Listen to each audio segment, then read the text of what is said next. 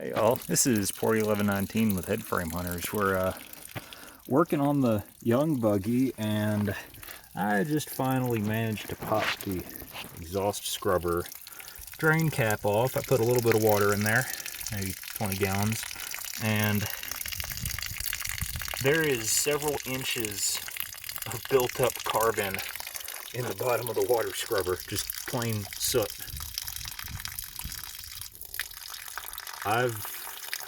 That's a new one on me. I haven't been working on scrubbers much, but that's a new one. Oh, I guess that means what now you're saying this means is, wait, you bought the Young Buggy. Yes, we did. Here she is.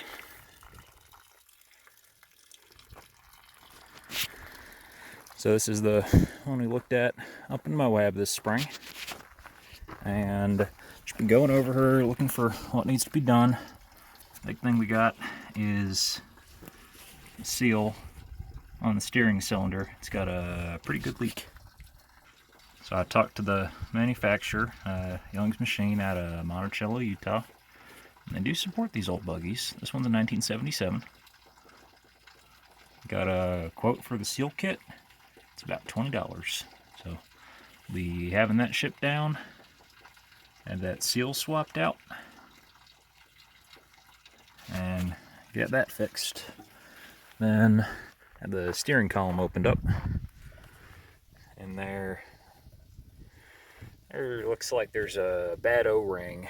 That's the orbitrol that controls the steering cylinder. It seems like there's a bad O-ring because it's also leaking hydraulic.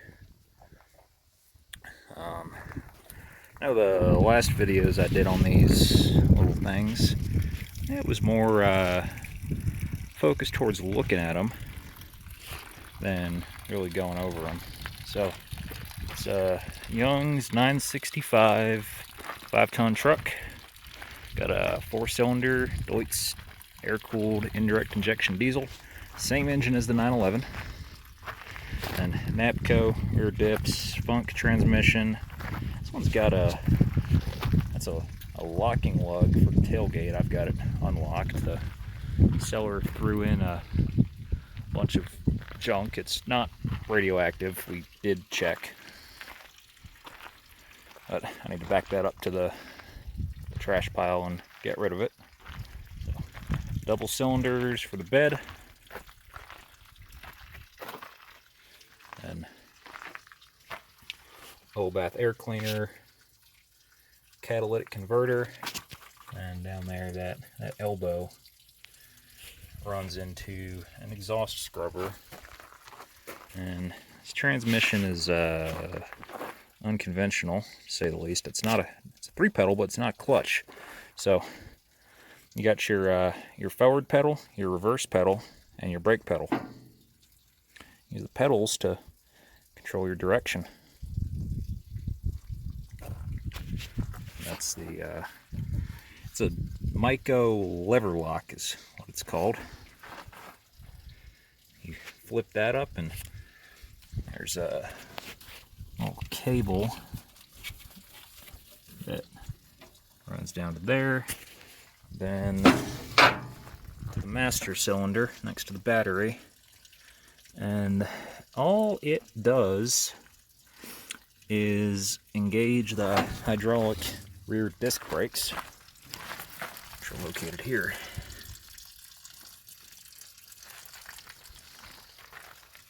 It's sort of a secondary parking brake. There's a driveline brake here, same lever as the IMCO. The other element of the transmission,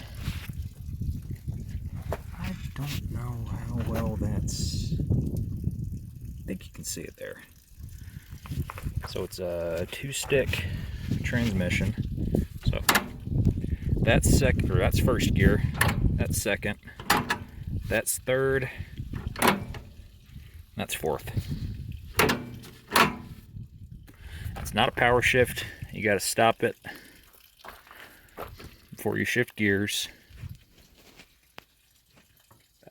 200 hours on that meter, and I don't know if that's a true reading. I think that's since the last rebuild, because there's a couple that were sequential or numbered sequentially with this one that are in much rougher shape. I think this one was rebuilt in 2007, so that's the ROPS tag from March 2007. I think they had a pretty decent rebuild then. And here's your bed controls. So pushing it forward raises the bed, pulling it backwards lowers the bed. Here's that Deutz. Good view of the injector pump. Got a little inline fuel filter right there. That's your oil filter. I believe it's the transmission fluid filter below it, and then the hydraulic filter is under the operator's seat.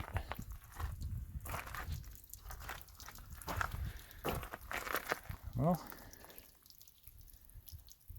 I'm gonna give it a little bit more water into that scrubber tank and see if it'll flush out, and then might start the engine and see if vibrating it'll loosen any crap out. So I blew out the drain plug, and this is what's happening. Just a ridiculous amount of soot and rusticles, all that.